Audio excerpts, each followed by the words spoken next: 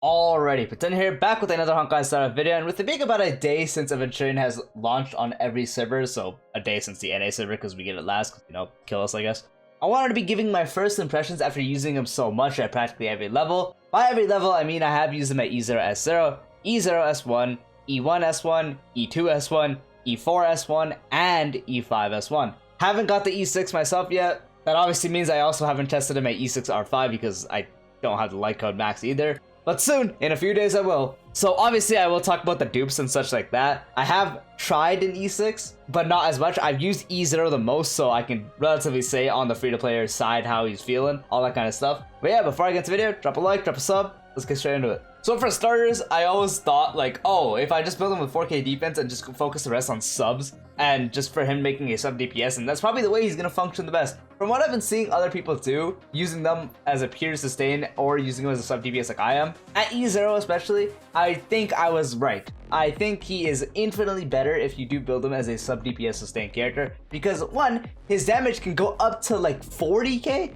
Originally I thought it was like pushing it to 30k with E0S1, but with E0S1, that dude is pushing up 40k to even 50k. You gotta remember, this dude is a core preservation sustain character. Like, what? Him doing that kind of damage as a core unit to sustain is actually just wild.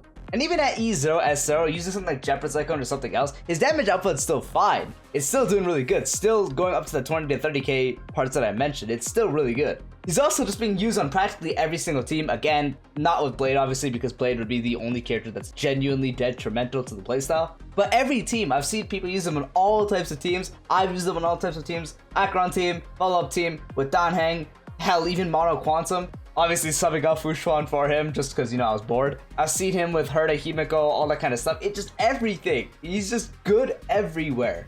I will say I did expect him to be really good. Not this good though. I expected him to practically be nearly like the #1 sustain. I honestly thought, personally, I'll get it out there, I thought he was generally going to be better than Fushuan. In a case, obviously, I still will say, Fushuan does have her strengths against him, or I guess above him in different areas. They're better in different areas, but overall at the equal level, they're pretty much going head to head. The fact that Aventurine is even questionably equal to her is just better. But to me, personally, because this is on first impressions based on my stuff, he's better for me. I think he is leagues better than Fushuan is for me personally, especially with the way the game's headed. As Fushuan's buffs is a lot, there are some stuffs that are working around Fushuan's damage reduction, sort of mitigating it. And with the meta sort of starting to like shields more, that honestly might become a factual thing. But obviously I'm not gonna talk about that because that's future things, doesn't really matter. I'm just talking about it now. But for me personally, Aventurine has been infinitely better than Fushuan. This isn't even me being biased because, as I mentioned multiple times, Aventurine is my new favorite character, undisputed in Starro. Favorite kit, all that stuff, but genuinely, I think he is just my favorite to use on every team. He's still, as I said, had my favorite kit in the game. That remains true. He just works everywhere better for me than Fushuan did. I think the only team where Fushuan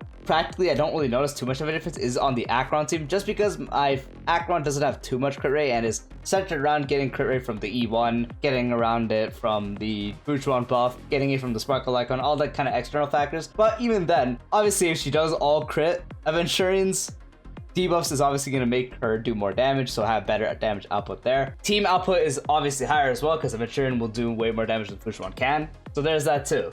So I have to say my favorite team to use him on is definitely on a team with Dr. Ratio. Practically any variant with a team with Dr. Ratio is just fun. I don't have Topaz yet, sadly. I cannot wait for her to rerun. I'm definitely going to get her E1S1 and have a team of Ratio, Aventurine, and Topaz. Probably going to be the most fun team for me for a long time.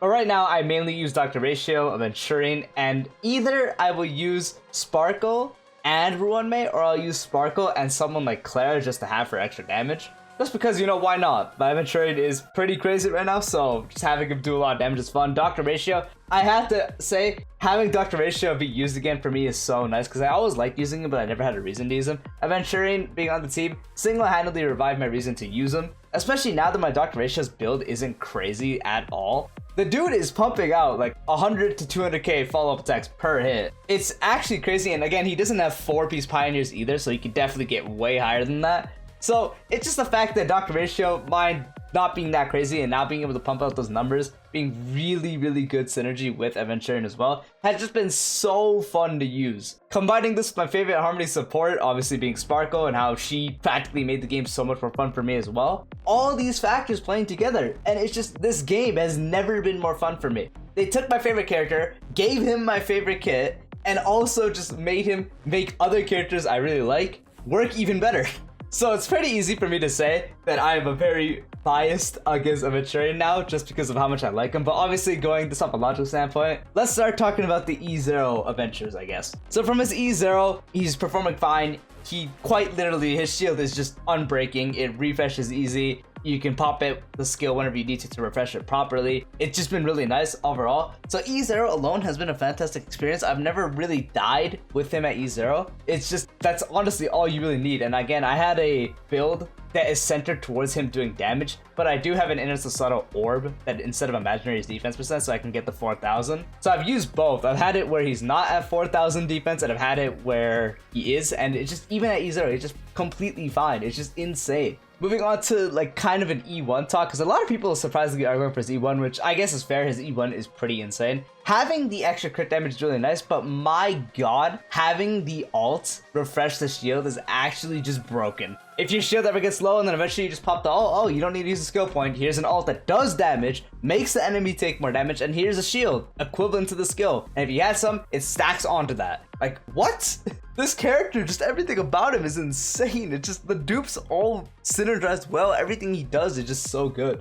Not much to talk about his E2, it's pretty basic, but it's so basic that it's good. Just reducing the enemies that you hit all type res by 12% for 3 turns is just really good. No matter what team he's on, that's just benefiting literally any single thing. So using him on Dot, using him on Acheron team, using him on Follow-Up, no matter where it is, it's just beneficial and it's just really, really good. Again, for 3 turns too, like what? And obviously on Acheron team, that's an extra debuff, so boom, Acheron's right there. Talking about his E4, so I was like, okay, the E4 is really good, 40% defense when you proc his follow-up attack, and also hitting 3 extra times. This is gonna be really, really good for his damage, but it's probably not gonna be like super like, oh, I totally noticed this by a large amount compared to something like his E6, because his E6 is actually just stupid for damage. My god, that E4 jump is actually crazy for his damage. Like at E2, I think mine was able to hit like 60 to 70k. That jumped up to like the 100ks to 200ks. I think one time I got him to hit like 240k or something like that, along those lines. That E4 actually skyrocketed his damage way more than I thought it did. So just seeing the damage jump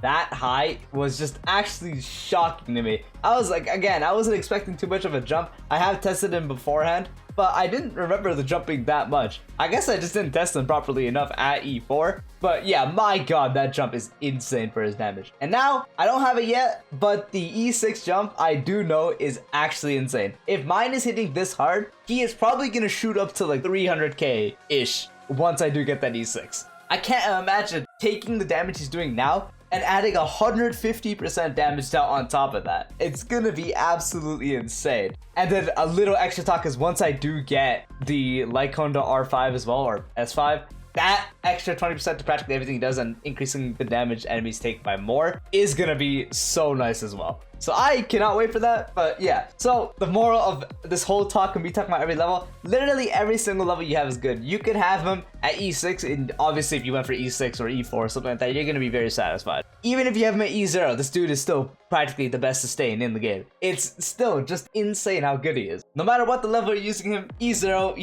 he does everything. At E1, he still does everything, gives your team more crit damage, and makes it easier to just have your ult provide more shield. So you have higher shield uptime. E2 gives you another debuff. E4 jumps your damage by a lot. E6 absolutely skyrockets your damage. Just everything. All his dupes are perfect. Combine that with a perfect kit, it's just insane. This dude is just not okay. So no matter what level, you're just gonna be happy with how you are using him. Just because if you build him right, even if you build him as a full sustain, you're practically never gonna die. If you build him sub DPS and sustain, you're still practically never gonna die. And now you got a person dealing really good passive damage to the enemy. It's just, what can he do? This, like, I can't think of a single place where he's just not good at. Swarm, dude can probably solo it. Golden Gears, he's gonna be fantastic. Memory of Chaos, dude is broken. Pure Fiction, dude is broken. Like, it's just insane. They did my goat so but justice with this kit. It's actually just fantastic. And so, needless to say, as I mentioned multiple times, do I like his kit? No, I hate it. No, I'm playing. It's like, he is my favorite unit in the game. Undisputed.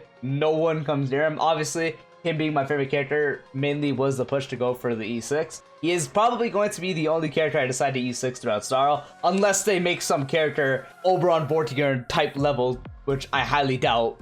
But he is probably going to be the character I am not going to ever regret E6ing. Even if they someday power creep him, I'll probably find a way to use him. If they power creep him though, that's going to be kind of scary of what direction the game's going. Like, we got Akron for DPSs, but imagine they power creeped Aventurine, like, not in like 2 years from now. It would be kind of terrifying. And so yeah, let me know what you guys think. Again, at every single level, this dude is just absolute cinema. He's actually just crazy. So let me know what you guys think. Are you guys like using him? What teams you're using him on? All that kind of stuff. And yeah, peace out.